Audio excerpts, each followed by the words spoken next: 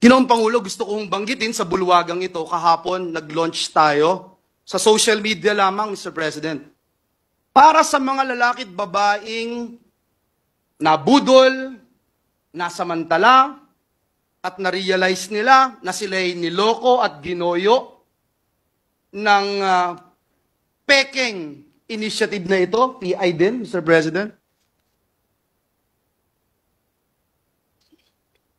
After 24 hours, Mr. President, libo-libong complaints, picture ng text messages, picture ng mga aktibidades, Mr. President, ang ating nakalap. 90%, Ginoong Pangulo, 90% ng mga nagrereklamo, sinasabi ang pangalan ng kongresista, pangalan ng mga staff ng kongresista, pangalan ng mga chiefs of staff ng kongresista.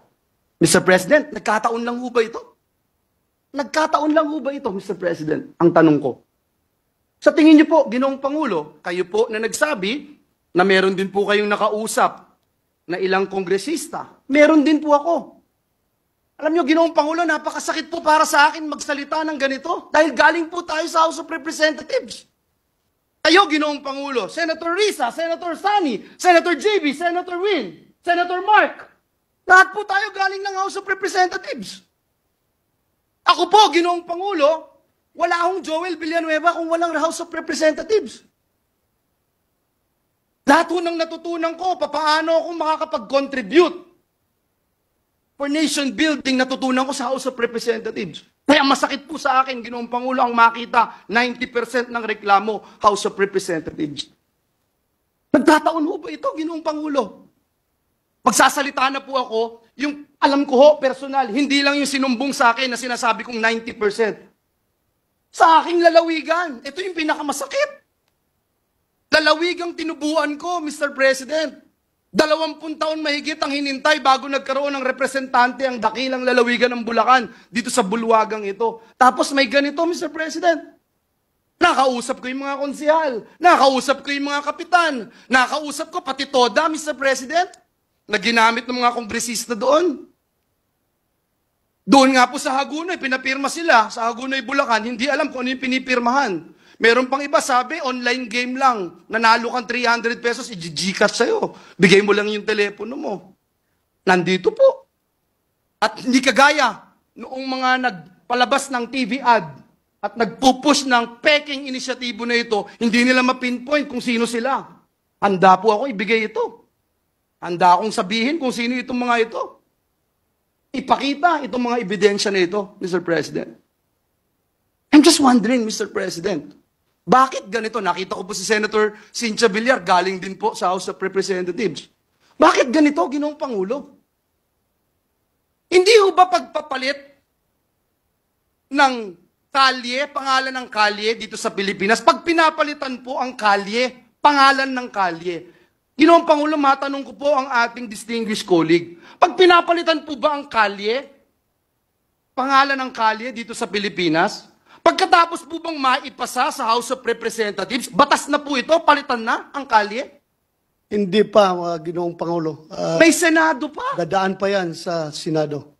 Pagkatapos may BICAM. Mr. President, hindi pangalan ng kalye ang pinapalitan. Kaluluwa ng bayan natin ang pinapalitan. Na for almost 40 years hindi ginagalaw. Na for almost 40 years, hindi basta-basta pinakikialaman. Bakit? Kaluluwa ng bayan to.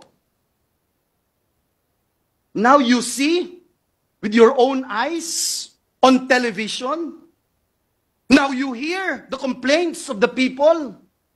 And I will use and borrow the words of Senator Bato de la Rosa, yung mga nagdarahop, yung mga naghihikahos,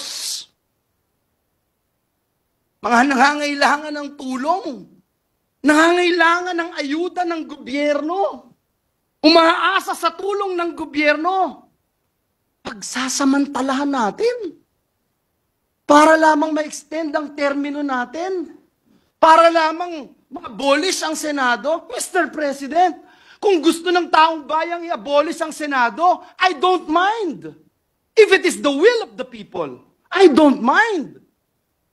Ano mang klaseng gusto ng ating mga kababayan, dalhin man ang ating bayan sa kangkungan, dalhin man ang ating bayan sa impyerno, kung yan ang gusto ng taong bayan, susunod tayo.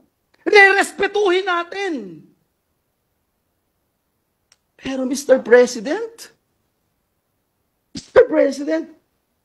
Ginoong Pangulo, kung ayuda ng gobyerno, ipagkakait mo. Kung hindi ka pipirma, Hindi ka makatanggap. hindi ka makakatanggap. At ano ito? Katang-isip ni Senator Bato de la Rosa? Katang-isip ni Joel Villanueva? Bakit hindi natin tanungin ang bayan? Bakit hindi natin tanungin si Juan de la Cruz? Ito ba ay people's initiative?